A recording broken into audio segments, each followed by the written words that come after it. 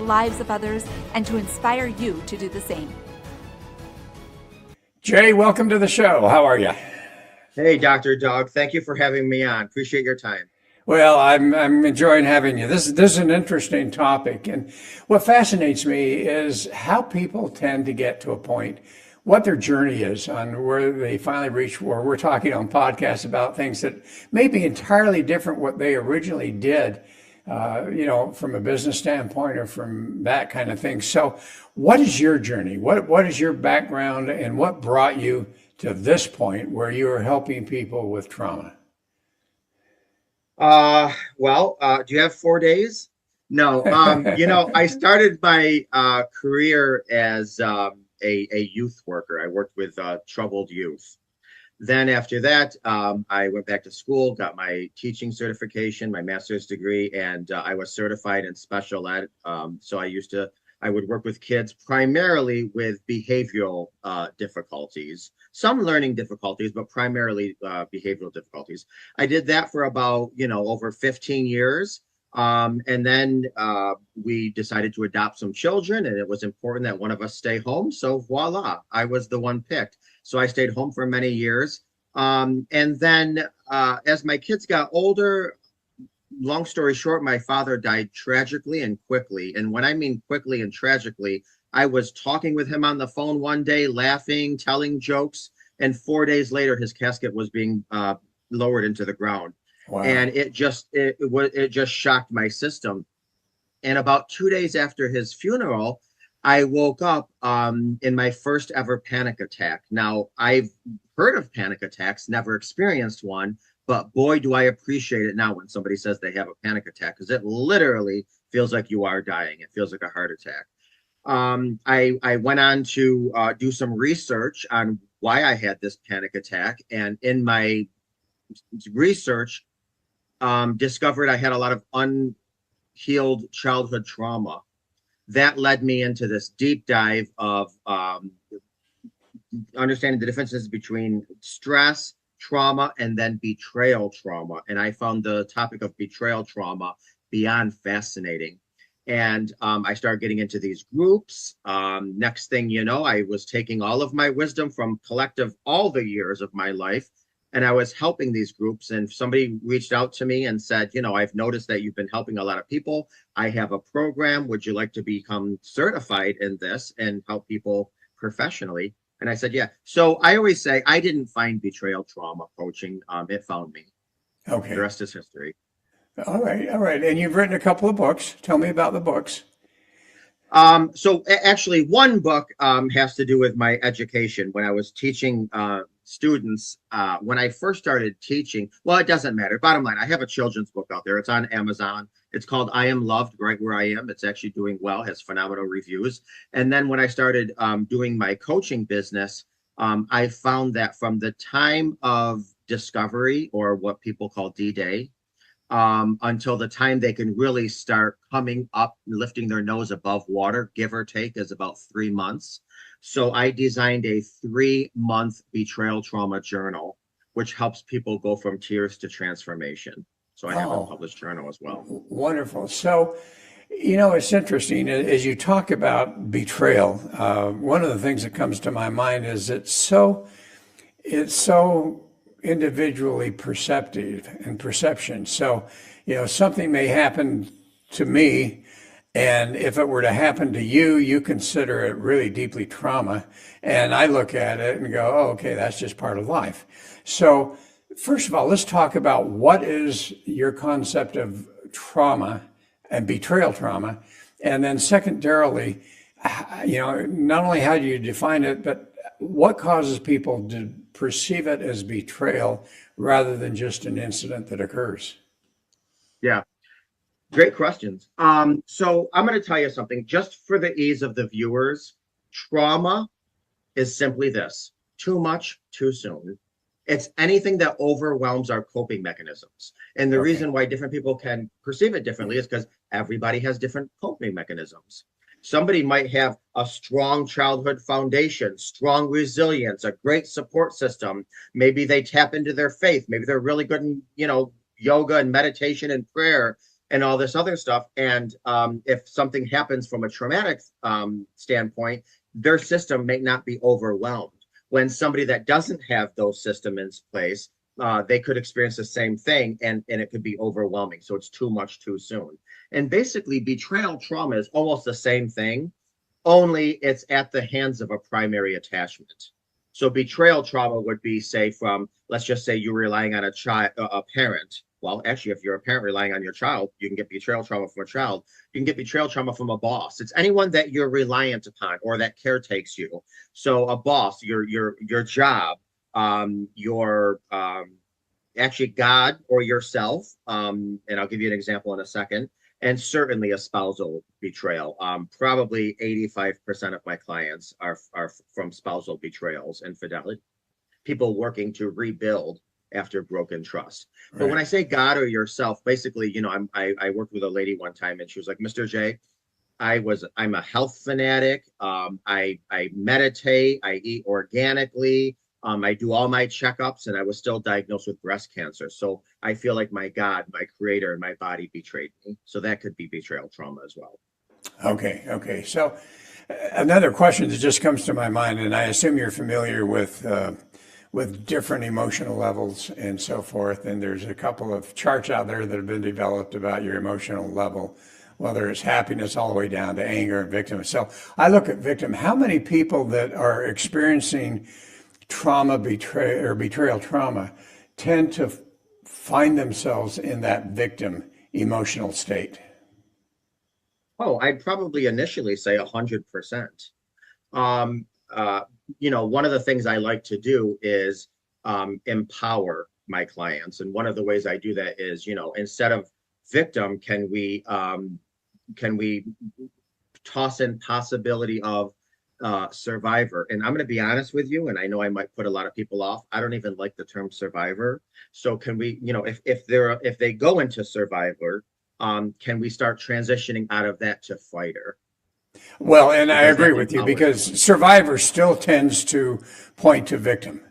And, and that kind of correlates to a victim. And I totally agree with you on that. So I appreciate you making that point. So let's talk about betrayal for a minute. You're defining it, and what brings that about, and how do people normally react? And depending, and you brought up the fact that you've had a fairly healthy childhood and so on and so forth, and some deep beliefs and that type of thing, you may be a little bit more resilient. But what have you found common wise among the people you work with? What are some of the things that cause that sense of betrayal? What are some of the things that they've experienced in childhood that immediately brings up to the point where they perceive it now as betrayal? Well, okay, great question. And first, let me just rewind 2 minutes and just say this. I want to give differences between trauma and betrayal trauma. Okay. There's a few differences. I just want to point out 3. Okay. Number 1, betrayal trauma is a secret society. So right now, let's just say, somebody listening has a parent pass away. That's traumatic. Yes. That's traumatic. However, you can call your boss and ask for some bereavement time. Your coworkers show up to the funeral. Maybe your neighbors bring you some meals. You can't call your boss and say, hey, listen, I need time off. I just found some hooker numbers in my mattress from my husband. You just don't do that. It's a secret society. So you don't tell people things. So you don't have the collective support. So it's a secret society, and people feel so alone. That's the first difference with betrayal trauma. The next difference is it's so personal. If you have a parent that dies, yeah, that's sad. It's traumatic, and it's going to change. But unless you killed your parents, you can't personalize it. When you find numbers under your mattress that your spouse is hooking up with people, or an app on their phone, they're meeting people on their lunch break, you personalize that. What was wrong with me? Why wasn't I good enough? So it's personal, betrayal trauma. And the last point I'll make as far as the difference between trauma and betrayal trauma is that trauma affects the here and now and in the future. Betrayal trauma affects not only the here and now and the future, but it also affects the past. Because now you can't look at old pictures of vacations anymore the way you used to. Now you can't drive by certain hotels and restaurants without getting triggered. So those are 3 key differences between trauma and betrayal trauma. Now, to answer your question, Okay. I think what happens, and listen, there's no study on this next point I'm going to make. This is just Mr. J's thought and study and whatever my expertise is. I feel when I'm dealing with clients that when they are dealing with the betrayal at hand, it's probably about it's affecting them about 40%. What's the other 60% of what it's affected is it's waking up that sleeping giant of all the childhood wounds they never healed. So that's what I have found.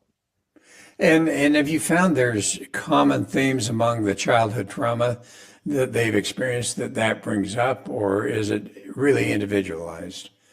No, it's really individualized, but it usually does go back to some type of childhood betrayal trauma, whether it was a babysitter, an aunt or an uncle, a parent, a neighbor, somebody that they relied upon, they were getting care from, who somehow in some capacity betrayed them. Okay. And you talk a little bit, and I'm curious, what's betrayal blindness? You haven't mentioned that yet, but what is betrayal blindness and how does that fit into this whole discussion? So betrayal blindness was a term that was keyed by Jennifer Freed, I believe in 1991. And basically it's a part of our nervous system. It's the fawn response, if it was to fit in one of those Fs. Although we know them as the three: fight, flight, fawn. I think there's a lot more Fs. There's fight, flight, fawn, forget this, F this. I think there's a lot of Fs. But anyway, betrayal blindness is this. It's a phenomenon that what our mind does is minimize or deny what's in front of us as a way to protect us. So it's actually meant to protect us. But it's I call it our best friend and our worst enemy, because what happens is when the truth comes out, now we're dealing with multiple wounds. Let me explain. Okay. So Little Red Riding Hood, right? She wants to see her grandma. She loves her grandma. She misses her grandma. But let's just say there's COVID lockdown. She can't see her grandma. So she's got to wait for 2 months, 4 months, 6 months. All of a sudden, the lockdowns are lifted. I can go see my grandma. So she starts making oatmeal cookies, banana bread, chocolate chip muffins, you name it. She's so excited. She knows there's a big bad wolf in the forest, but she's so blinded by wanting to see her grandmother. That's all she knows. And so she goes and she trudges through the deep, dark, precarious forest. And she knocks on the door and something inside her just immediately feels off. But she misses her grandma. She wants to see her grandma. But nobody calls, nobody answers the door. So she opens the door and she's like, Grandma, something in her body says danger. But she's like, I want to see my grandmother. I have blinders on. So she goes in the back bedroom. Now, the red flags in her body are screaming. Because she even says, Grandma, why do you have beady eyes, a long nose, and sharp teeth? I mean, it's right in front of her. But she still questions it because she wants to see her grandmother so much, to the detriment, the wolf winds up eating her. Well, that's what happens with betrayal blindness. We'll see the chapstick in the glove compartment, or we'll see the smell the perfume, on our spouse. And what happens, betrayal blindness kicks in and we're like, oh, he just gave his coworker a ride home from work. Oh, he was just doing a tester at the store. That's what I smell. The facts are right in our face, but the fact that if we were to accept our spouse is cheating on us would be so devastating and overwhelm our system shuts down to it and we become blind to it. Okay. Now, when I say our best friend and our worst enemy, it's because it does protect us in a way. It does protect us. But what winds up happening is once it all comes out in the wash, as my mother used to say, and the truth is revealed, now not only are we dealing with the betrayal from our spouse or whomever, but now we've separated ourselves so much from ourselves that now we don't even know who we are while we're trying to work on healing from betrayal. So it's a double win. So here's my question. As you're talking about the blindness and how individuals will stay in a relationship and so forth and just kind of avoid seeing what's there, obviously. But let's talk about trauma, physical, mental, emotional abuse that goes on, say, in a relationship. And we talk about individuals who will stay in those relationships because they tend to be really it's difficult to get out of that. Is that in a sense because when you get into a relationship, you have this vision of what's really going to be about and how good it's going to be and so forth, and then all of a sudden these other things happen. Is that a form of betrayal? You mean within yourself? Well, within yourself, and you're married to someone, and all of a sudden you're getting the emotional abuse or physical abuse or whatever that happens to be, and you had them, visioned to be at a certain level of love and kindness and trust, and all of a sudden here's all this stuff going on that you never expected. Is that something that they're kind of betraying you because they're not who you thought they were? Um, the line can be very murky with that scenario. I think a lot of people stay in relationships for various reasons, whether it be, we have kids, I don't want to disrupt this dynamic, whether it be somebody's financially reliant upon someone, whether it be, I promised God that I was going to stay in this marriage, what have you. So usually betrayal trauma is not something that's slow and endured throughout. Usually it's a big earthquake in the life. Now, let me tell, depending on the person's experiences and developmental potential trauma, certainly they could feel some betrayal trauma. Um, but but usually it's more of, I call betrayal trauma almost like the cancer of diseases. It's and I say that for a few reasons. Number one is because just like cancer, betrayal trauma affects the whole entire family. And just like cancer or heart attack, if you recover, usually if you do the work, somebody could be far more healthier after a heart attack or a major disease than beforehand, because now you really know what to focus on that maybe you weren't focusing on before.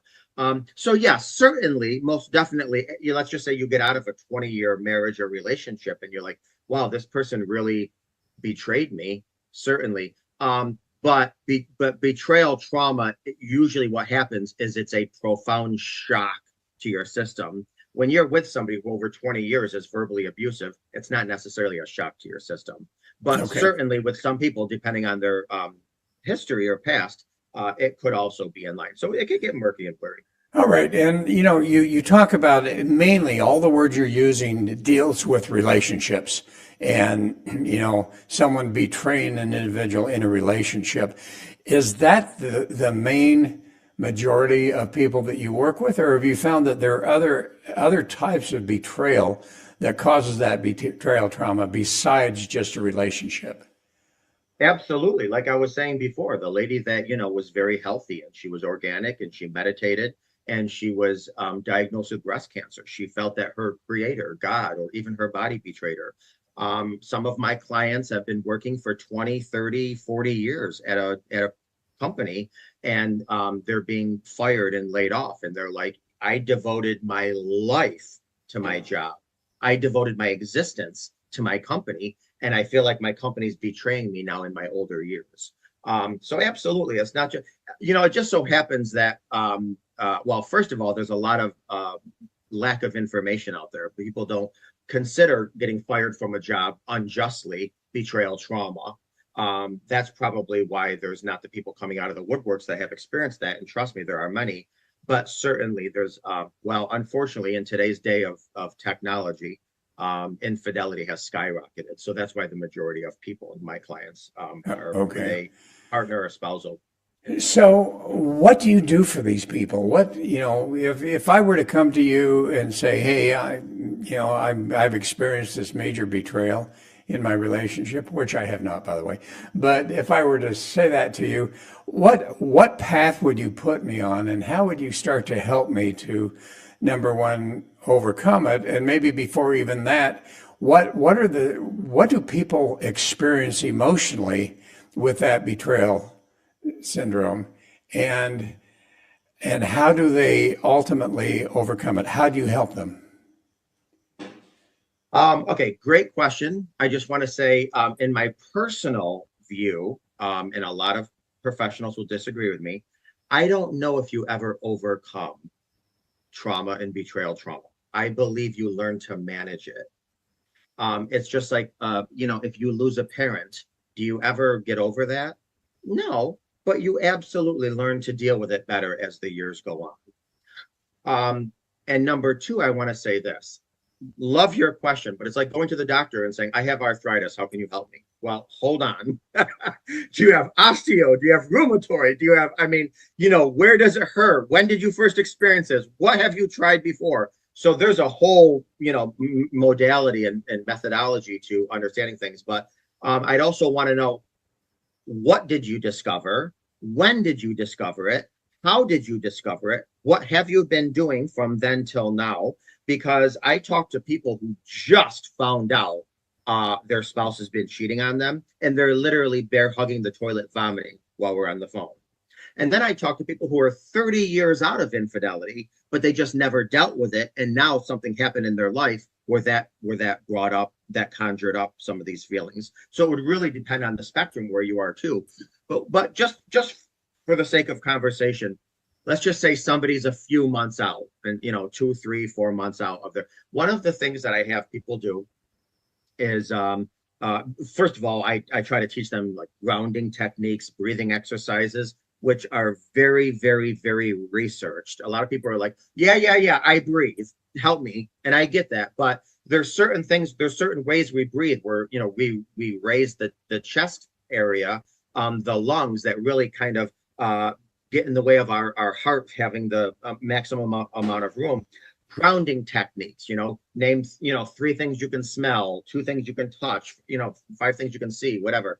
So I really try to introduce those just because the triggers from betrayal trauma will take you to your knees. And maybe if we have time, we'll get to triggers. But one of the things I have people do is write down a needs assessment because everybody's needs are going to be different. If I'm talking to, let's just say, a single mother and she has 4 kids and she works full time, one of the things I'll have her do is write down a needs assessment. What do you need? So your needs might be, okay, what are 3 restaurants where I can touch my app or call and within 30 minutes they'll deliver food? Because when you get a trigger and you're in the fetal position in bed, you can't get up, your kids still need to eat. So that's your needs assessment. What are 3 people you can call in the middle of the night that won't ask you any questions? They'll just immediately listen to you. Or 3 people you can call that'll pray with you. Or 2 comedy shows or movies that are funny that you used to love. That's not going to make you laugh, but even for a fraction of a second, maybe it'll get your mind off of what you're thinking. So everybody needs to create their own needs assessment. What support systems do you have in play? Whatever. And so really, that's one of the many things that I try to help people with. I try to help people with how to deal with their triggers. Triggers are, our mind, the amygdala, which I call, if I'm speaking to a female, a woman, I'll say, the amygdala, the first 3 letters are Amy. Sometimes you got to talk to Amy. If you get a trigger, say, okay, Amy, thank you for reminding me that I was in danger, but I'm not in danger anymore. Talk to yourself. Listen, we've all talked to ourselves in crisis. So talk to yourself to get out of crisis. And if you're a guy, sometimes I say, call him Elmo because the amygdala is almond shaped. So I'll say, hey, Elmo, there's no hungry tiger in the room right now looking at me growling. I'm not in any fear, do some grounding technique. So really, I this would take weeks for me to tell you all of the things, but just some things are just really to get you under control. Then we get into journaling and somatic exercising and, all kinds of stuff that depending on really, because another thing too is just like what one person might respond to trauma and the next person might not see trauma. One person might respond to something and another person might not respond to it. So really, sometimes it's really hit or miss too. And it's trial and error what happens. But there are some definite tried and true things to really help people get through this. And as you talk about triggers, there are different approaches to that. Some people say, you're never going to get over them. So, learn to deal with it. I like your idea of kind of stepping outside of yourself and talking to yourself about some of those things. Other people talk about how they can literally move that trigger aside, reframe it, whatever, to the point where it's no longer really triggering, or if it does trigger a little bit, you're so mindful and emotionally intelligent that you look at it and go, oh, that's one of those triggers that doesn't make any difference anymore and it's not going to affect me. So as you deal with people in the betrayal trauma, how much effort do you feel needs to be put into, and how much do you put into helping to somehow deal with those triggers to the point where they can be put to the side? Not that they'll ever go away, but they're put to the side so that the brain is able to develop new neural pathways, and those neural pathways that had to do with all those triggers have kind of just been put to the side. Yeah, great question. And let me just say this. When we are in the acute stage of betrayal, there's no managing triggers, in my opinion. And when we're in that acute state, what you want to do is get to so there's the acute stage of betrayal, and then there's the healing and growing from betrayal. And so triggers are on both sides of these. So really, depending on where people are, really at this point, it's managing triggers. Then there's the middle point where you're learning tools and techniques. Now you're actually ruling your triggers. So for instance, if somebody's in the first 3 or 4 months where they just found out, let's just say, a spousal infidelity, things that you can do is just tell yourself, okay, when you get out of bed in the morning, I'm going to get triggered today. I'm going to get triggered today. When I get triggered today, and even while you're talking, you could be getting triggered, because the first couple of months of betrayal, you're waking up in the middle of the night with nightmares. You're waking up with panic attacks. It's the last thing on your mind. You're dreaming about it the first thing in the morning. So tell yourself, all of this is normal. It's a part of how my nervous system reacts. I understand that. Just you got to talk to yourself. Couple things you can do. I tell people, hold ice cubes in your hand, splash your face with water, belt out a song, put a smile on your face. You're not going to feel happy, but it tricks your brain into saying all is good in the hood. Chew some gum, because a lot of times we will tell our nervous system, fight, flight, hey, if you're eating, you can't be in danger. You can't be running away from a wild lion if you're eating. So chew some gum. Chewing might help. Another thing, too, I think is really great, because our amygdala is spasming at this point, is throw out some math facts. And the more intense the math facts get, the more you're engaging the frontal cortex, and that's being now engaged rather than your amygdala. So, and this works great, because if, let's just say, you're in a work meeting and you're in a boardroom, you can't be, I need some ice cubes, and I splashing your face with water. But what you can do is 4 + 4 is 8. In your mind, 8 × 2 is 16. 16 × 2 is 32. 32 + 4 is 36. And that way, now you're engaging the logic part of your brain, really taking over the amygdala. So this is in the first acute part of managing your triggers. One of the things that I tell people is this. This is what like triggers in a lot of ways. Imagine there's a box, right? There's a box, and on the bottom of that box, there's a big sharp nail, okay? Then there's a balloon, and it's filled with manure, okay? So when you experience some betrayal trauma, it's like that balloon gets released into that box and it starts bouncing all around. Within no time at all, it lands on the nail, explodes. You got manure all over the box. So now you're trying to go back and clean it up, but it's overwhelming. And you don't even get to clean all of it up before the next balloon is in there and it explodes. And then you're cleaning up all that manure, and you don't even, but with time, the balloon shrinks just a little bit, and now it goes into the box, and maybe it takes 2 seconds instead of no seconds at all to land on the nail, and that explodes. Well, with time and supports and techniques, you can wipe up that manure before the next balloon hits that nail. Then, with a lot of time and work and dedication, eventually that balloon gets very small, to where it takes a while for it to hit the nail. Then just a little bit of manure gets spread out, and you're like, oh, let me go in here and just clean this up, whatever. And then you move on. And then eventually, with a lot of time, work, dedication, commitment, and hard, fortitude, that balloon is now tiny, and instead of manure, it's filled with glitter. And I'm talking about maybe months or years out. So anyone that has kids that ever played with glitter, it still gets messy, but it's I'd rather clean up glitter than manure. So now it takes so long to hit that nail. And when it does, now it's just glitter. And that way, a lot of people like driving down the road, let's just say 6 years after betrayal, they'll be driving down the road and they'll stop and they'll see a hotel. Let's just say their spouse was found in a hotel and they'll look at the hotel. Oh yeah, I remember that. Yeah, that was a sucky time in my life. Oh, light screen, go. That's the balloon with glitter in it. So you'll be reminded of it, but it will not bring you to your knees like it did the first, 3, 4, 5 months. Okay, so percentage wise, you're dealing with what, 60, 70, 80% relationships? I would say 85 to 90. Okay, so here's my next question. You're talking about betrayal of a spouse.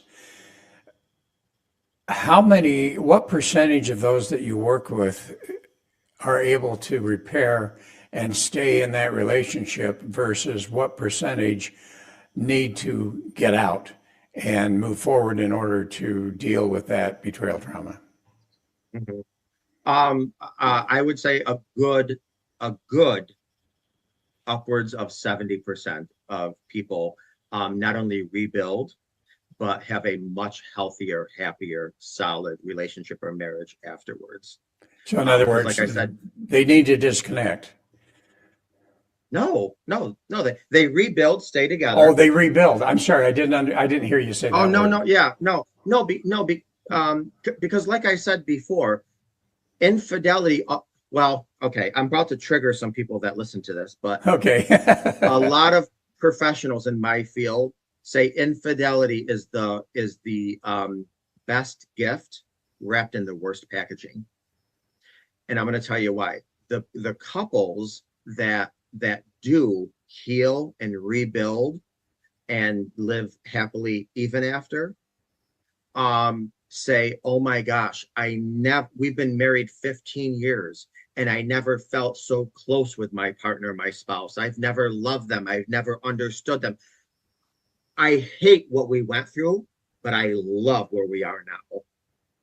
So absolutely, this is why one of the things I try to do, depending on where people are on the healing journey, is let's start looking at the silver linings of this tragedy. What are the silver linings? And I know I probably just lost a lot of listeners because they're like, this guy's a freakazoid, no way. But one of the best feelings in the world, Dr. Doug, and it's happened on multiple occasions, is when couples come to me and say, Mr. J, I found out my husband, my wife, my partner, whatever, was having an affair. And we were coming to you because we want to walk our separate ways as civil as possible. And then 8 months to 2 years later, I'm getting pictures from Hawaii or wherever saying we renewed our wedding vows and we wouldn't have been able to do it without you. So thank you.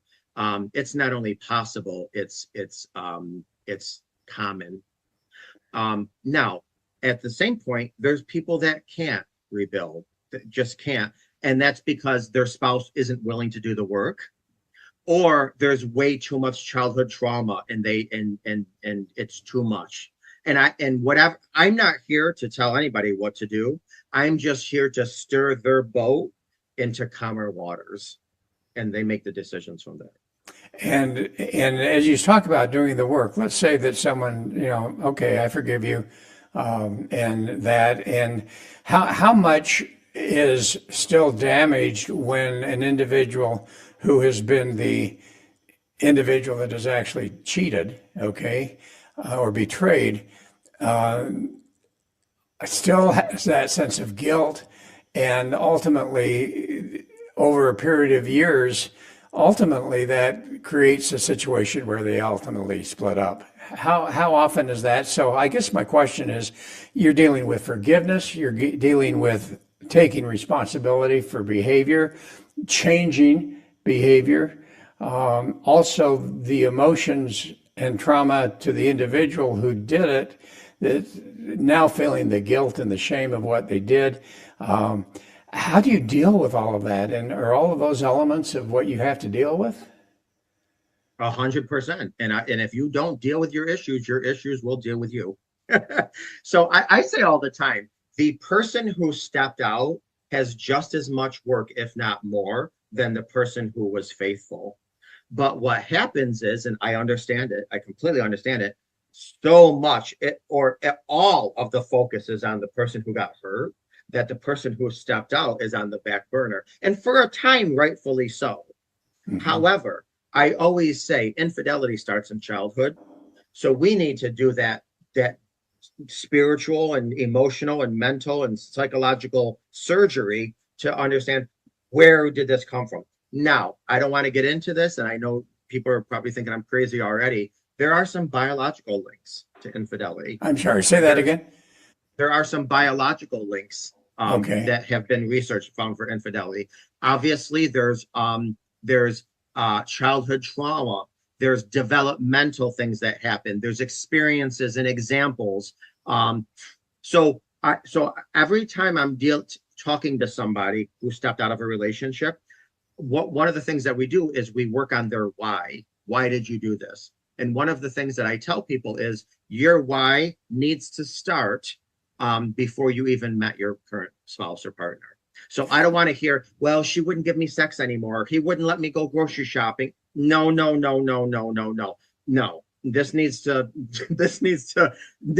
begin with you, end with you, and it starts before you even met this person. Now, the person you're with could have contributing components, Right. that maybe led to the gun being fired, but these bullets were already in the gun before you met. So let's find out where these bullets came from. Well, and you talk about it, and I think there's some areas you're not wanting to say, but I'm going to say it anyway. Number one, which is obvious, is childhood trauma, and oftentimes that childhood trauma isn't remembered, and sometimes you just have those inclinations, and yet where does that come from? And then beyond that, and I think people are starting to understand this more, and science is starting to show this, that there's heredity issues. You've got DNA memory, and oftentimes it's just like, they talk about alcoholism, they talk about, being kind of physically abusive. And so often you can trace that historically to previous ancestors. And I would say, and I want your opinion on this, is that isn't that even an issue that can come up, that there's some DNA memory in there that you're not even aware of that can instigate that type of behavior? Listen, personally, yes. Now, you might be Okay. talking to somebody else in my field, the next podcast, that will say, no, studies don't show that. But there are, oh man, the word is eluding me. It's the characteristics that sit on top of Epigenetics. epigenetics. I don't know why that word just didn't come to me. Absolutely, 100%, Dr. Doug, without question. Now, I want to make it very clear to people listening. We are not justifying your spouse having an affair because of epigenetics. No, absolutely I want to not. make it very clear. But that is something that we need to consider when we are trying to do some digging to see where it's the same thing if you go to the hospital and say, did you have any parents that had a heart attack? Did your grandparents have a heart attack or, cancer? Is it in the lineage? So it's one of many, many, many contributing components, possibly 100%. Well, and doesn't it help the perpetrator to be able to go back and maybe not totally determine it, but have enough understanding to realize that, hey, this is something that came not necessarily that I created, but it is an epigenetic type of situation that if once I'm aware of that, doesn't that help the individual to then start to deal with that and overcome those tendencies and those inclinations? Yes, it does. It helps both parties because I think knowledge is power. It helps the person who was in the relationship understand, you know what? I'm not excusing their behavior at all because they're still a grown man. I don't want to say the word. And they know right from wrong. And I want to make sure nobody listening is taking any of this as an excuse, justification, or rationalization. That it could be but yes, absolutely, that's a contributing component. But similar to childhood experiences, if somebody was raised in a family where their mother or their father had multiple boyfriends and girlfriends or something, their tolerance level could be a little bit lower than somebody who, came from a childhood where their parents were happily married with no infidelity for 50 years. There's, like I said, we could come into this world and come into marriage as a loaded gun. And then stressors of the here and now or relationship challenges can pull that trigger. But yeah, we need to find out where that loaded gun came from, where those bullets came from. And one of the components certainly is epigenetics. Okay. Pre-verbal, even, our hippocampus, which is for the most part, in control of recording time, date, location. If we have trauma pre-verbal, certainly this is why you have a lot of somatic work that's important. There are some people who cannot express what they want to express, but they will cower in a corner and cry and scream. And maybe that's because when they were 2 and their father came into the room to sexually abuse them, or their mother came into the room to beat them, they didn't have words for it, but behaviorally, that's what they did. And that's what they'll resort to when you're trying to work on that trauma. So it could get very deep and intense. Yeah, well, let's talk about forgiveness, because as I think about forgiveness, I think there's 2 elements here that come in. Number 1 is forgiveness of the individual who betrayed you. And number 2, the person that did the betraying, forgiving themselves for that behavior and the guilt and potentially the shame that they feel for having done that. Yeah, listen, on the form of forgiveness, we can get all kinds of go into detail. All right, let's do. For instance, if I'm talking to the person who was cheated on, again, we're just using infidelity as an example. Right. Number one of the first things I do is have them define what forgiveness is. Because Dr. Doug, forgiveness to you is completely different from what it means to me. Yeah. You have to define what forgiveness means to you, number 1. Number 2, I tell the person who was cheated on, you need to forgive yourself. What does that mean? Forgive yourself for overlooking the pink and red flags. Forgive yourself by not having or enforcing your boundaries. Forgive yourself for believing all the lies your mother and father told you that you were worthless. Forgive yourself. So first and foremost, it's defining it, then forgiving yourself. Now, I'm not going to say that you can't give what you don't have, but I think it's easier if you possess it to then be able to offer it. Because a lot of people are like, I don't even know what the hell forgiveness means. Sorry to swear. I don't even know what does it mean to forgive, and blah, blah, blah. Number 2, forgiveness is certainly not for the other persons. Forgiveness is you. I don't even like the word forgiveness. I call it self-love.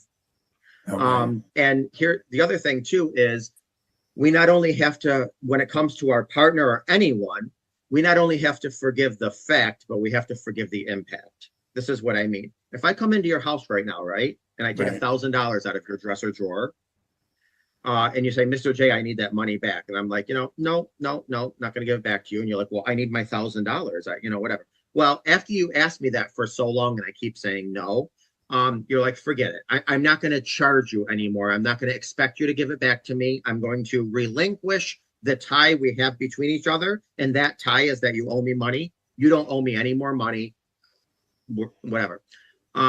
So you forgave me for the fact, right? Okay. But now, 6 months down the road, now you are getting thrown out of your house because you can't pay your mortgage or your rent because I screwed you by taking that $1,000 and you got behind on bills, and now you have a foreclosure or whatever. Well, now you're impacted by what I did. So you're going to have to forgive the impact too. When it comes to betrayal trauma, there's no such thing as 1 or 2 impacts. There's many. So forgiveness is not a one and done. It's an everyday occurrence. You have to not only forgive the fact, forgive the impact. And it's a journey. Forgiveness is a journey. And sometimes I tell people, if you can't forgive, can you say, you know what? I want to forgive. And if you can't go there, can you say, I want to forgive? So start somewhere and just work your way up. But keep in mind, forgiveness basically just cuts those handcuffs off you. It does not mean I excuse what they did. I love what they did. I accept what they did. I'm fine with what they did. No, it's I'm done carrying this 100-pound rucksack on my back, and it's time I put it down. Okay. And I think what you said is so important, that You can't forgive someone else until you've learned to forgive yourself. And you talk about self-love, and you talk a little bit about theology here, and I know you have a background in that. I think of something in the New Testament where Christ says, the greatest commandment is love God, and then the second, love your neighbor as yourself. And I've looked at that, and what has come to my mind is that what he's really saying is you can only love your neighbor as much as you love yourself. And when you talk about forgiveness, the same thing. You can only forgive someone to the degree that you have allowed and learned to forgive yourself.